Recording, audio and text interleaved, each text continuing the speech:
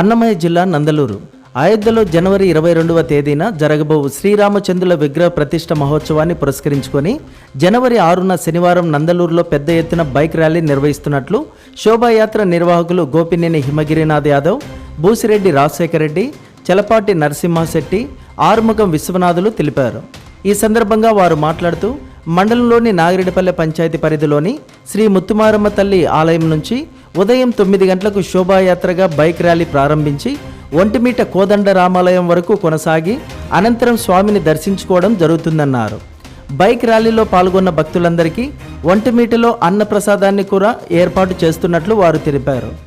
కార్యక్రమంలో హిందూ బంధువులందరూ పాల్గొని విజయవంతం చేయాలని వారు కోరారు. అదేవిధంగా బైక్ ర్యాలీని పురస్కరించుకొని మండలంలోని పాటూరు నుంచి పొత్తపి వరకు 72 హిందూ దేవాలయాలకు శ్రీరామాంజనేయ ఓంకార కాషేయ ధ్వజాలను నిర్వాహకులు పంపిణీ చేశారు. ఈ కార్యక్రమంలో నిర్వాహకులు విజయుడు, నయనపల్లి అనుదీప్ జయసింహ, తాటి సుబ్బరాయుడు, నరపుశెట్టి వేణు, ప్రసాద్, చోటానూర్ తదితరులు పాల్గొన్నారు.